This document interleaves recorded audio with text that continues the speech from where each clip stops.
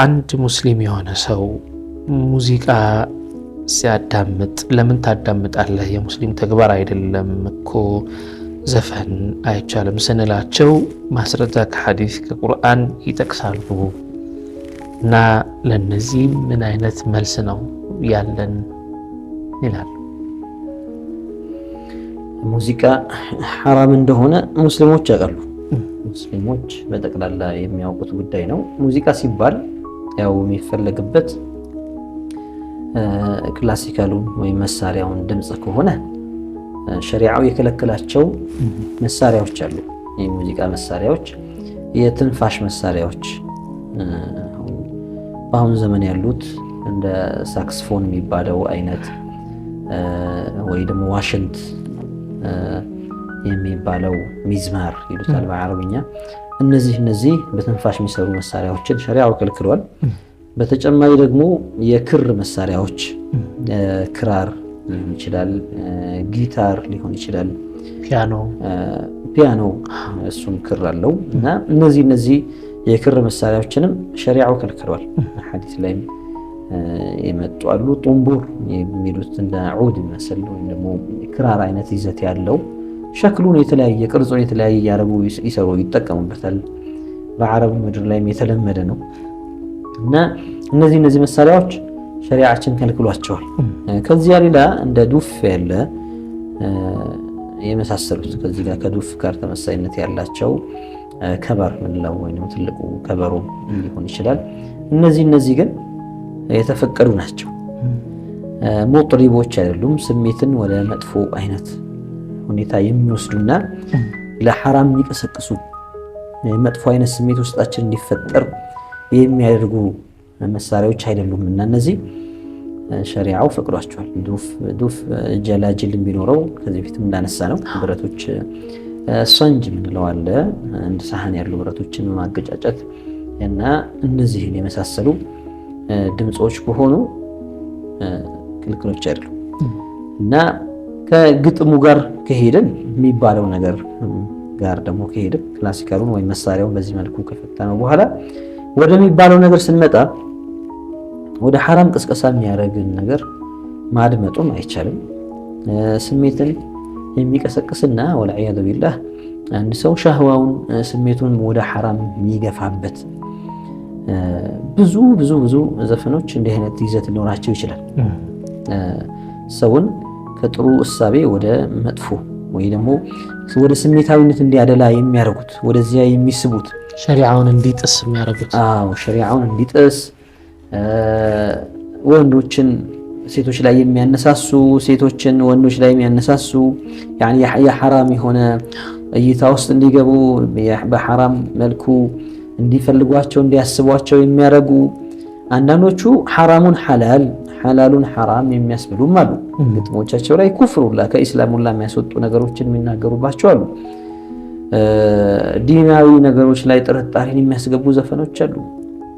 አንዳንድ ሰው ከዚህ በፊት በልጅነታችን እያለን ወደህም ሳይሆን ሳትፈልገው የምትሰማው ያለ ድንገት ምን የሚሉት ነገር አላቸው። እንደ ግጥም ያነሱት ጽድቅና ኩነኔ ቢኖርም ባይኖርም ከክፋት ደግነት ሳይሻል አይቀርም የሚሉት ነገር አላቸው። አሁን ይሄ አባባል አሁን ወልዒያዙ ቢላህ ሸሪዓዊ ነገር ላይ ዛዕዛዓ እንዲመጣ ወይም ደግሞ ጥርጣሬ እንዲመጣ የሚያስገባ ነው። ሰውየው አስቦታል አላስበውም እሱ የራሱ ጉዳይ ነው፣ ራሱን የሚመለከተው። ግን ማዕናው ውስጡ ያዘለው ማዕና ግን ከሆነም ካልሆነም የሚል ነገር ካለ ጥሩ። አንዳንዶች ስለሚሉት ነው ይሄንን ነጃ መውጣት ጀነት የሚባል ነገር ካለ አዛብ የሚባል ነገር ካለ ቢኖርም ባይኖርም ካለ ጥሩ፣ ከሌለም ደግሞ መልካምነት ይሻላል ብለው የሚሉት ነገር አላቸው። በሸሪዓ ጉዳይ ላይ ጥርጣሬ መግባት አይቻልም። ጀነት አለ አላህ ነግሮናል፣ ሐቅ ብለን የምናምነው ነገር ነው። ጀሃነም አለ አላህ ነግሮናል፣ ጀሃነም አለች፣ ማመን ግድ ነው። የቂን እርግጠኛ ሆነን የምናምንበት ነገር ነው። ሸክ የሚባል ነገር መግባት የለበትም። እና አንዳንድ ዘፈኖች እንዲህ አይነት ሸክ ውስጥ የሚያስገቡ አብሮ የሚዘፍነው ሰው የሚያዳምጠው ሰው አብሮ ይለው አለ። ይሄን ነገር ማለት ነው። እንዲህ አይነቱ ንግግር ቢኖርም ባይኖርም ማለት እኮ ተሽኪክ ነው። እና እንዲህ አይነቱ ንግግር የሚናገረው ሰው ራሱ ገደል ይገባል፣ እምነቱ ላይ አደጋ ያመጣበታልና። ሁለተኛ ሐዲስ ላይም ዘፈንን የሚከለክል የለም ብለው የሚያስቡ ሰዎች አለ። ሐዲስ ላይ መጥቷል። አንዳንዶች የሚዘናጉ አሉ። አንዳንድ የውሃ ሲወስድ እያሳሳቀ ነው ይባላል። ቀስ እያለ ነው የሚወስደው፣ ሰውየውን እያጫወቱ ሊሆን ይችላል የሚወስደው እና ሳያስቡ ራሳቸውን ሌላ ቦታ ላይ የሚያገኙ ሰዎች አሉ እና እስካሁንም አንድም ዓሊም ዘፈን ሐላል ነው ብሎ የሚናገር ዓሊም የለም። ለምን?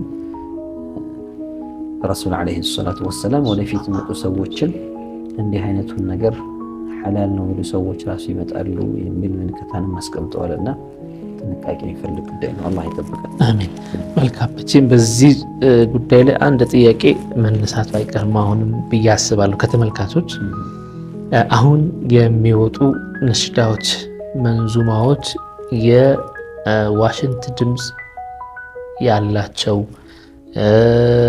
በቃ ማለት አሁን ከክልክል ከሆነው ሸሪዓው ከከለከለው ጋር የሆነ ድምፅ የሚያሰሙ የጊታርም ሊሆን ይችላል፣ እንደዚህ አይነት ነገሮች የሳክስፎንም ሊሆን ይችላል። እንደዚህ የተከለከሉ ነገሮችን የተቀላቀለባቸው ነሽዳዎች ይወጣሉ እና ይሄ ነገር እንዴት ነው የሚል ጥያቄ ብዙ ጊዜ ይነሳል። አሁን በዚህ አጋጣሚ መልሱት ብዬ ነው ዶክተር። አንዳንድ ጊዜ የቅንብር ነገር ይኖራል። ያንን መሳሪያ ሳይጠቀሙ ነገር ግን ያንን የሚመስል አይነት ድምፅን ተርኪብ በማድረግ ወይ ደግሞ የሆኑ ነገሮችን ያኔ እነሱ ያውቃሉ። በተለይ በዚህ በድምፅ ቅንብር ላይ የሚሰሩ ሰዎች የሆኑ ነገሮችን እያቀነባበሩ ከዚህኛው የሆነ ድምፅ ወስደው ከዛኛው የሆነ ድምፅ ወስደው አንድ ላይ ተርኪብ በማድረግ የሚያመጧቸው ድምፆች አሉ።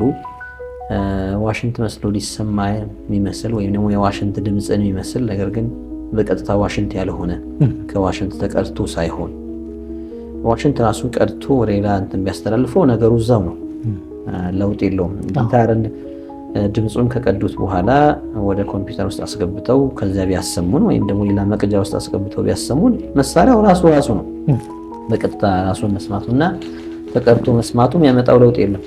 ነገር ግን ራሱ አይደለም። እነማ እኛ በኦርግ አቀነባብረን እሱን የሚመስል አይነት ድምፅ ሰርተን ነው የሚሉ ከሆነ የሚታየው ሙጥሪብ ነው ወይስ አይደለም ወደሚለው ይኬዳል። ስሜትን ወደ ሐራም የሚቀሰቅስ አይነት ስምንትን አለው ወይስ የለውም ወደሚለው ይታያል። አላ ኩሊ ሐል ነሺዳዎች ላይ ነሺዳም ስንጠቀም ቢሆን ጥንቃቄ ማድረጉ የተሻለ ነው የሚሆነው።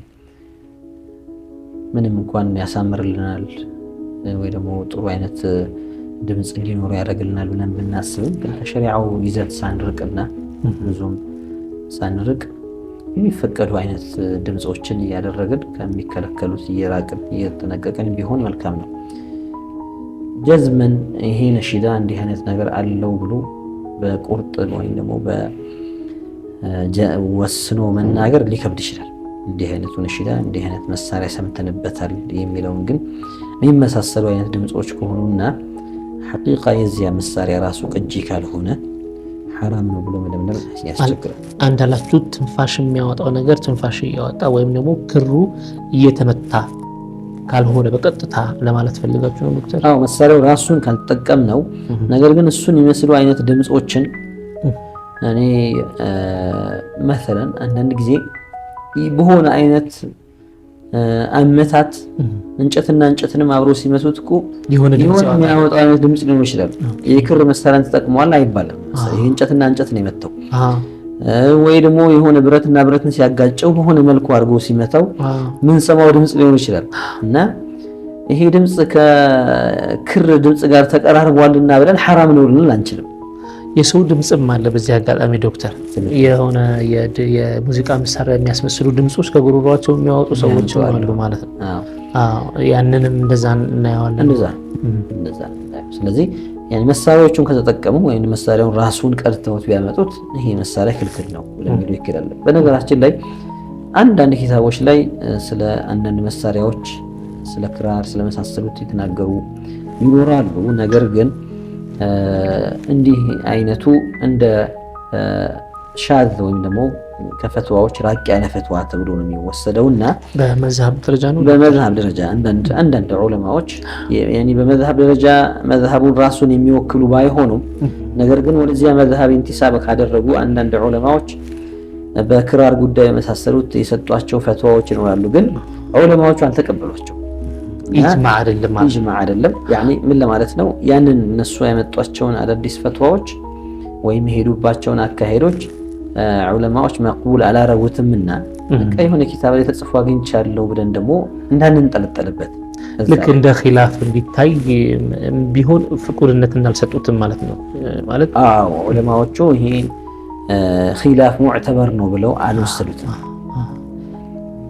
አንዲት ነጥብ አለች፣ በጣም ወሳኝ የሆነች ነጥብ ነች። ምንድነው? ማንኛውም ወቂለ ተብሎ የሆነ ኪታብ ላይ ያገኘነውን እንዲህም እኮ ተብሏል ተብሎ የተባለ ሁሉ ጠንካራ ነው ማለት አይደለም። ዑለማዎቹ እርስ በርሳቸው ይተቻቻሉ። አንዳንድ ጊዜ እንዴት ይሄንን ሊል ቻለ? ይሄ ፈትዋ እኮ ሻዝ ነው። አብዛኛዎቹ ጅምሁሮች ያሉበት መንገድ እንዳለ ሆነው እንዴት ይሄኛው አዲስ ፈትዋ መጣ? ይሄን ሲል የተነሳበት ማስረጃ ብሎ ያቀረበው ነገር እኮ ዋሂ ነው። አንዳንዴ ዋህምም ሊሆን ይችላል። ዋህ ማለት መስሎት የመሄድ ነገር አለና ራጂህ የሆነውን አመዛኝ የሆነውን አብዛኞቹ ዑለማዎች ያሉበትን እየያዙ መሄድ ለዲናችን ጥንቃቄ ነው። እኛ ነገ ሟቾች ነን፣ ነገ ሒሳብ አለብን።